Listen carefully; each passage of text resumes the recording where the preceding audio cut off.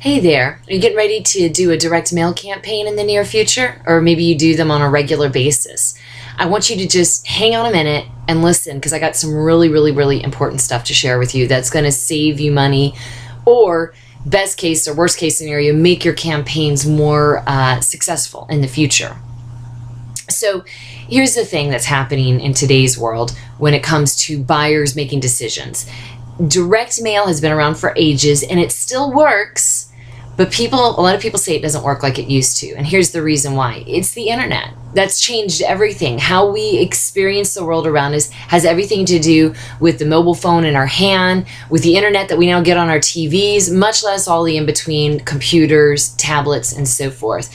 Everything's converging digitally. And if we're not conforming all our offline marketing in support of that, then we're missing huge opportunities, huge payoffs for every time that we send a direct mail piece to someone's house. Because I know you want to squeeze every penny out of that piece that you can when it goes out there. You're not going to be able to pull it back, right?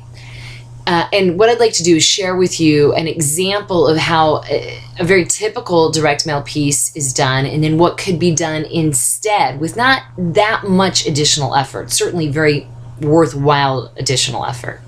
So this example is a postcard that I got earlier in the year. It was in the springtime or near the beginning of spring.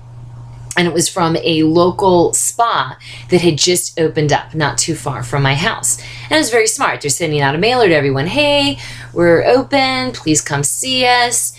And, you know, that's a great way to get the word out, right? Except there were some failure points with this direct mail piece. I'm going to tell you what I liked, first of all, of course, which is they had very strong brand imagery. They did a great job with putting photos of their shop that looked really nice onto the piece. And they had a well-designed logo. I liked the imagery that they also just used for the card with the spring theme to it. And just when you looked at it, it made you feel like you wanted to go get freshened up and look nice. There was a map of their location in the corner, which was very smart because then you could immediately see where they're located in proximity to where you're located or where you reside. And it was really shiny piece. It was a little oversized. I mean, it was not anything that I was interested in throwing away immediately. I wanted to read the card because it was just very eye-catching. So some cons, though, some negative things about this that I thought was unfortunate. One of them is kind of big. It was a discount on their services. And I thought, this is interesting. A business is just opening up and they're saying, come in and we'll cut, you know, the costs for what you spend with me. So what they're saying really is that we're not really that value added. You know, we're going to rope you in by having you pay less. And then I'm thinking, well, why would I want to go back and pay more next time? It just, I've already determined in my first experience how much I'm willing to pay them. And so that's, you might get people through the door, but repeat customers, I'm not really sure unless you really wow them with the experience. And maybe that's possible. I'll have to be honest, I didn't go to the salon because I guess I'm not a salon type of person. Maybe the card didn't work as well as it could. But anyway, moving along there. Yeah, discount model, I'm not in favor of that ever.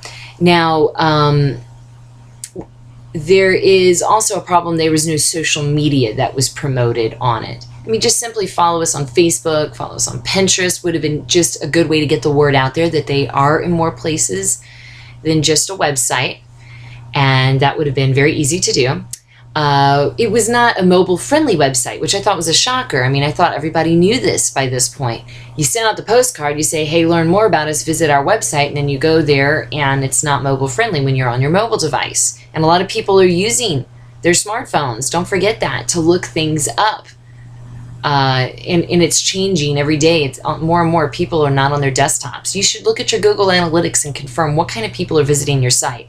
And by the way, if it's not a mobile-friendly website and you're saying, well, nobody on my mobile device visits anyway, it's probably because you don't have a mobile-friendly website. You have to think about how your consumers or your buyers are making decisions out there, and they could be writing you off. But anyway, moving along here, that's a whole nother discussion, right? Let's talk about some improvements I would make for this next time if I was sending this mailer out. And by the way, just doing a little bit of math here, if let's say they sent out 500 pieces, which is the minimum that people do to get the the break usually in printing costs, and if they want to take advantage of the indicia, which would cut them cost and postage. Let's say that, it was about 75 cents to $1 for each card, and we're expecting a 1 to 3% response rate, people actually walking through the door. It's potentially 10 new clients. And then, I did some more math about how much it costs to actually put the campaign together in addition to, the mailing costs. And then they give the discount for the people who come in. And I'm like, oh my gosh, I think they're working at a loss here with this marketing campaign. Now, why would I want to do a marketing campaign at a loss? And I realize they're getting the word out, so, the long-term benefits are there.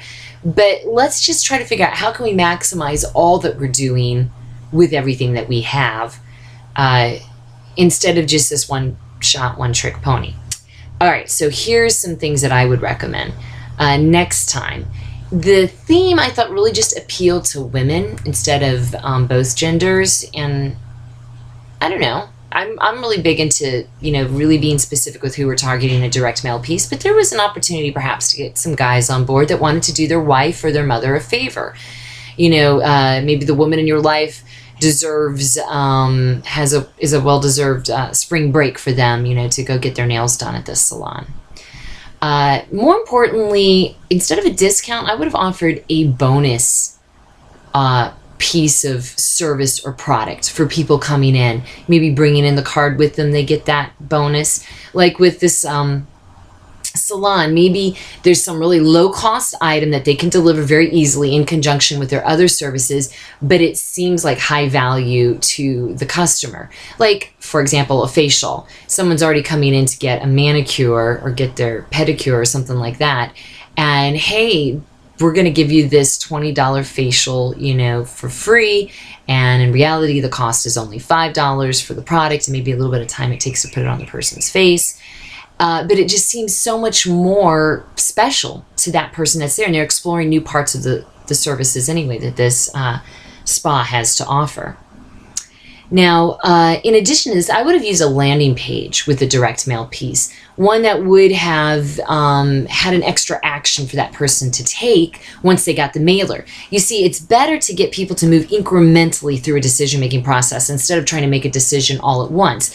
Getting the mailer to get them to go to the landing page, to get them to take another step from there is always the best way. People are okay with little steps. It's the big things, because if it's big, then it's like, nah, forget it, I'm not even going to do it. So here with this landing page, what could we have done? We could have created a place for them to sign up with their email address. Now, what we could have done is instead of maybe them walking through the door and getting that bonus facial, we could have said, hey, just visit this page and, subscribe to our email list and we'll give you this free facial, or maybe even something even better, a better offer, because that email contact information is golden because they're opting in. That means that they're a qualified person to be marketing to, and they've said, yes, I'd like to learn more about your business. So that's something that I would have done instead, actually.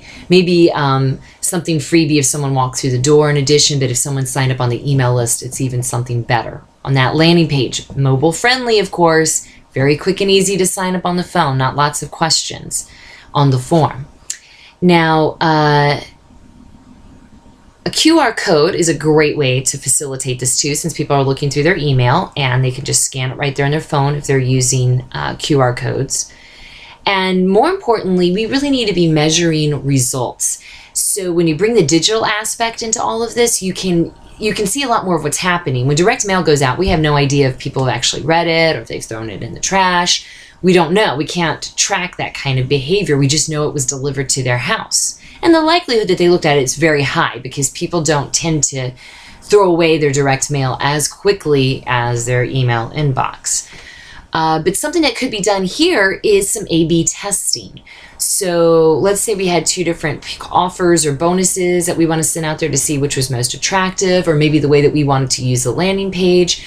And then we think about our target market. Maybe for direct mails, very common to do a couple thousand anyway. Let's do 500 with version A, 500 with version B, see which performs best, and then the last 1,000 people in that email list get that version. Because just that 1 to 2% conversion rate is a huge difference when it comes to 1,000. Why are we going to just do one mailing and hope it works or not when we really don't know? If there's any opportunity to test, do that. And since we're using digitally related tools with this, the landing page, the QR code that can be linked or tracked with number of uses and behaviors behind all that, you can see is extra data that's a lot more meaningful. How many people visited the page? How many people actually signed up? How many of those people actually came into the spa to use it? So, couple more things. Now, I know I'm getting kind of crazy here with big ideas, but this is, again, how people are thinking these days. I would have even set it up on the landing page where if we're maybe just targeting the men in life, or it could be women too, the ability to right there go ahead and buy a spa package at a special deal. And you could buy it for yourself, or if this was like a Mother's Day thing, maybe it's a Mother's Day promotion, buy it for your wife. And here's the bonus thing, if you do it right now here online instead of them walking in. And everybody who buys this package, I mean, something as simple as we're going to give them some, sparkly grape juice or wine and cheese and crackers when they come in to get their pedicure. And it's for free, but it's just this Mother's Day promotion. These things just increase the value and really honestly make the buyer feel pretty good about themselves, for if they're buying it for themselves or if they're buying it for someone else. And that scheduler, there could be a link there anytime on the landing page for them to go in and go ahead and set the date for when they're coming in if they'd like to do that instead of as a walk-in. So I hope you have found all of these crazy ideas for just this one campaign worthwhile, because this is just the start. I've said all this to help introduce you to a webinar that I am excited to be delivering once again with Clark Incorporated, and it is called Digital Secrets to Direct Mail: How to Merge Your Direct Mail Marketing with Your Online Presence. And I'm that internet expert that's going to be on this webinar, and Clark Incorporated and the owner of that business, Victor Clark, he is an expert in direct mail. So you can see it's a perfect convergence of the two of us. And we will be going over very specific examples of direct mail.